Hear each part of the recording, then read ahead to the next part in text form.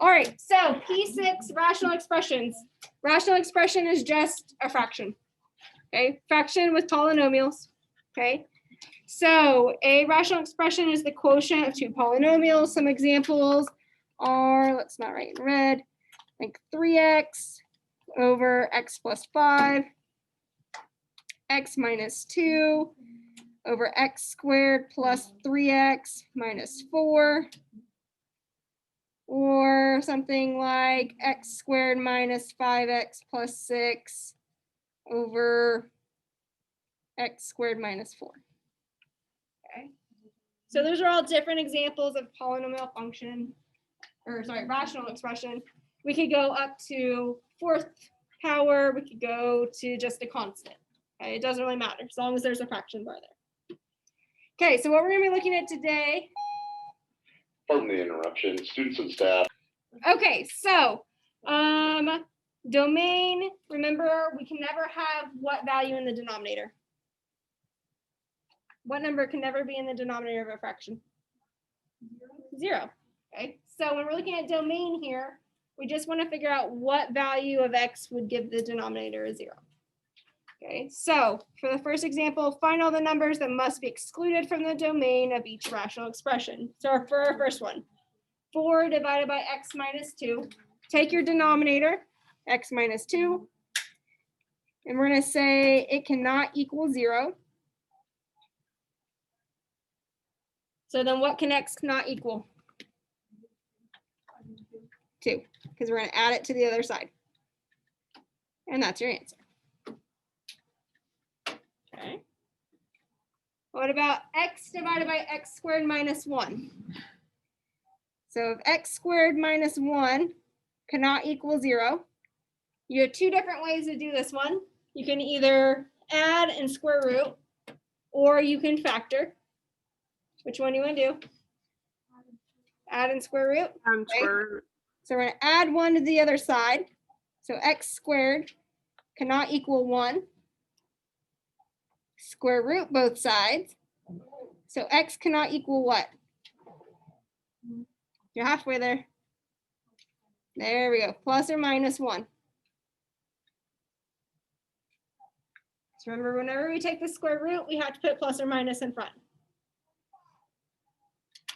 All right, and C, x squared plus 3x minus 18. We're going to set that not equal to 0.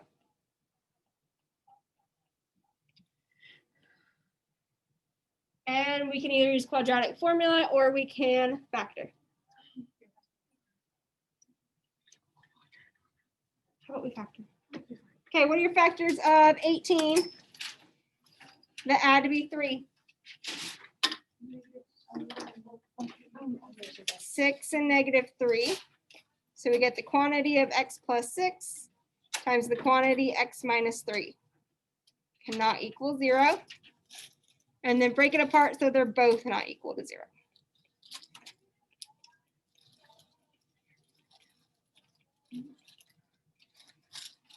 So if x plus 6 cannot equal 0, x cannot equal what? 0. Negative 6. And if x minus 3 cannot equal 0, x cannot equal what? 3. Okay. Questions with finding what x cannot equal? All right. Now we're going to simplify expressions. So we looked at last unit dividing using long division or synthetic division. Here we're just going to be factoring and crossing things out. So looking at this first one, x cubed plus x squared divided by x plus 1. First off, what can x not equal? Negative 1. And then looking at your numerator, can we factor that? X cubed plus x squared. How?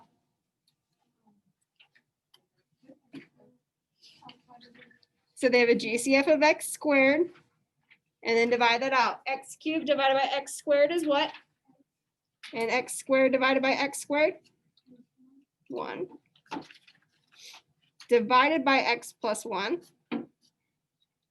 Is there anything matching? The x plus 1s cancel, and we're just left with x squared.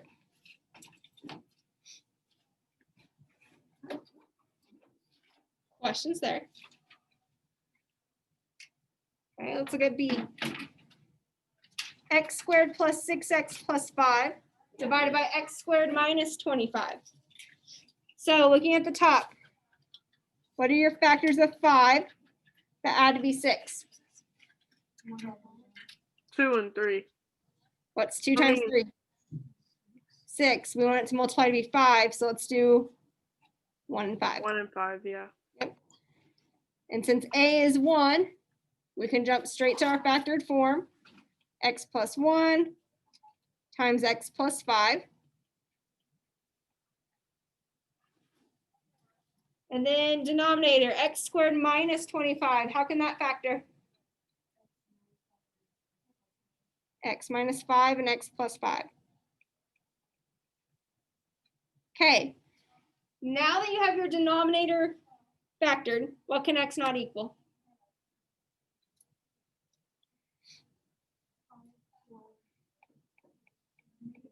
5 or negative 5, good. You always want to do the factored form to find that before you cancel anything out. Okay, you always do it before you cancel. Okay, what can cancel? X plus 5. So we have x plus 1 divided by x minus 5. And that is your simplified expression. Your x's can't cancel because they're being added and subtracted. You can only cancel when you're multiplying. Okay.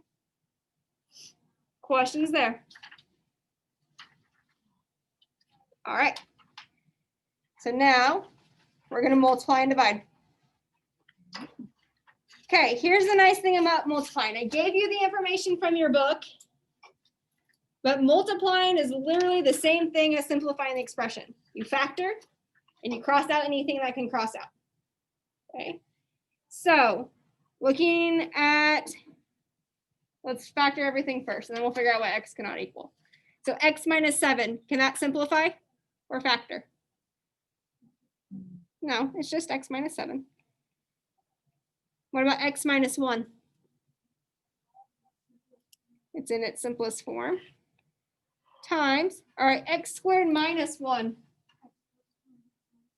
Good, that can factor to be x plus 1, x minus 1. And then what about 3x minus 21?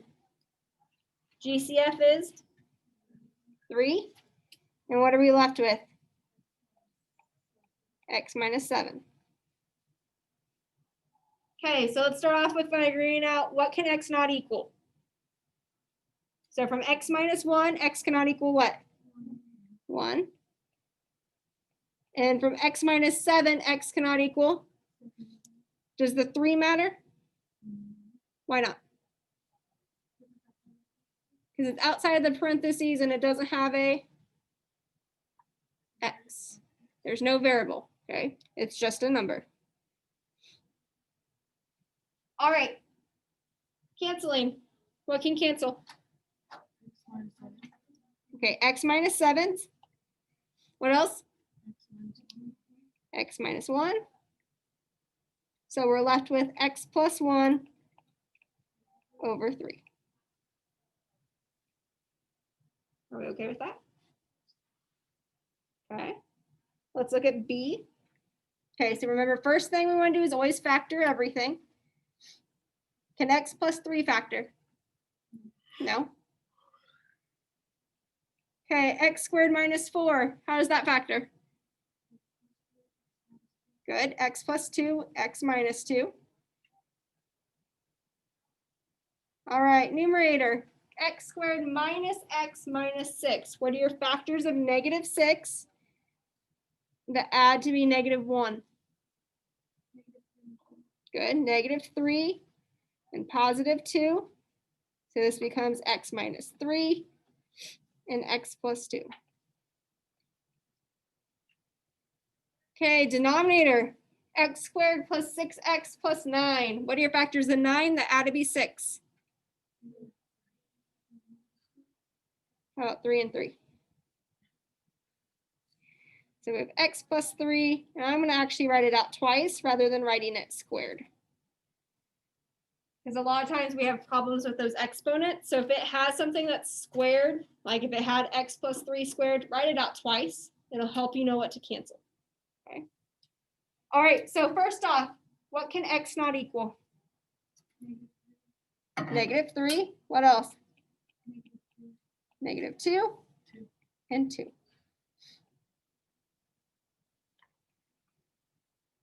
And then what can cancel? X plus 3. So you can only cancel 1. So you can only cancel from top to bottom or diagonally. Okay. And then the x plus 2 can cancel. Thank you. Okay, so we're left with what on top? X minus 3 in our numerator. X minus 2 times x plus 3. Can I cancel the x's? Can I cancel the 3's? No, this is your answer. Don't try to do more work. Questions with multiplying. Okay. How can we want to factor that out? You mean multiply it out? You can, but when we start graphing, we're going to want to leave everything the way it is. Yep. So just leave it factored. All right, dividing. How do we divide fractions? How do we divide fractions? I don't know what that is. You're good. Copy. There we go. Copy, change, flip.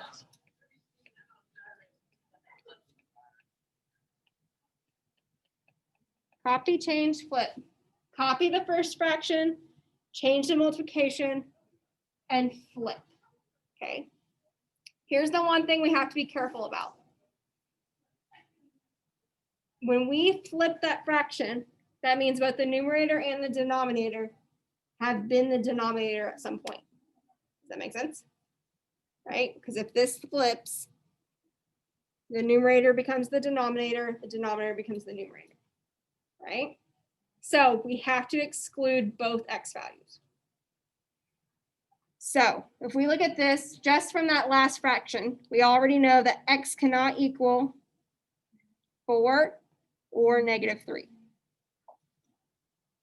You always have to exclude everything from the second fraction, top and bottom. Okay. All right, well, let's factor some more. So x squared minus 2x minus 8. What are your factors of negative 8 that add to be negative 2? Negative 4 and positive 2. Since a is 1, we have x minus 4 times x plus 2. Okay. X squared minus 9. How does that factor? X plus 3, x minus 3. Change to multiplication and flip your fraction.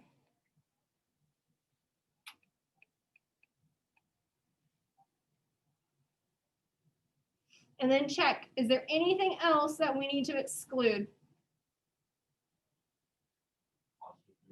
Positive 3 from this right here. Okay. All right, what can cancel? X plus 3s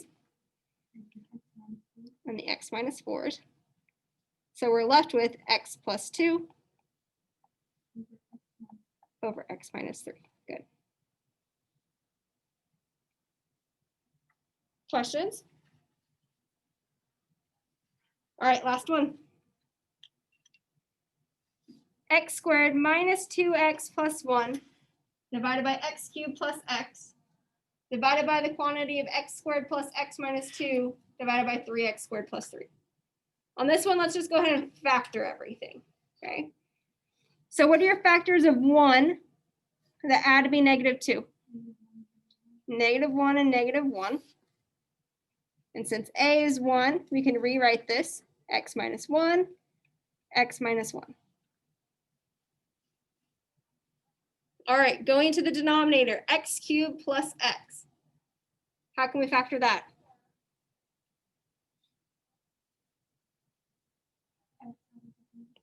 Good, so here we're gonna do a GCF of x.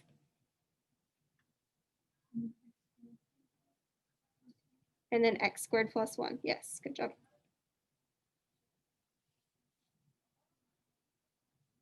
Okay. Let's go ahead and leave this as division for right now, because there's a lot more here. Okay, x squared plus x minus 2. What are your factors in -2 that add to be 1? 2 and -1. So we have x plus 2, x minus 1. And in our denominator, 3x squared plus 3. GCF is 3. And if we factor that out, we're left with x squared plus 1. All right.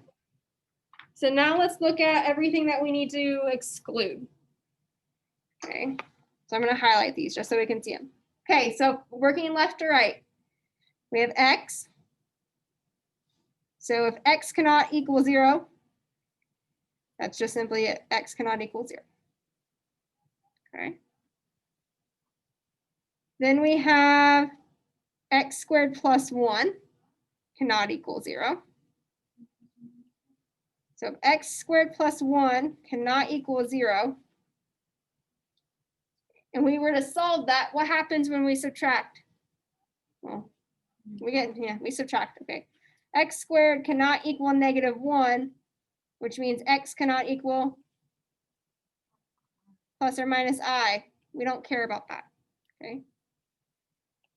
So we don't need to include that in our list. Okay, remember when we're dividing, we have to include the top and the bottom. So x plus 2, which means x cannot equal what?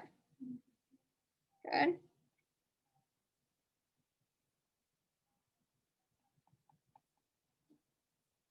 And then continuing on the top with x minus 1. Good. X cannot equal 1. Does the 3 have a variable with it? No, so we don't need to worry about it. And then x squared plus 1, do we need to worry about it? Nope, because we already looked at it. So x cannot equal 0, x cannot equal -2, and x cannot equal 1. Okay. And now let's do copy, change, flip. I'm going to rewrite the first fraction. Change the multiplication. And then flip. So we have 3 times the quantity x squared plus 1 in our numerator over the quantity of x plus 2 times x minus 1. And then cancel. So what can cancel? One of the x minus 1s. Anything else? You can. X squared plus 1 cancel. Okay, so we're left with 3 times x minus 1 on the numerator. And then what's left in your denominator? X times x plus 2. And there's your answer. Okay. Questions? You like this math?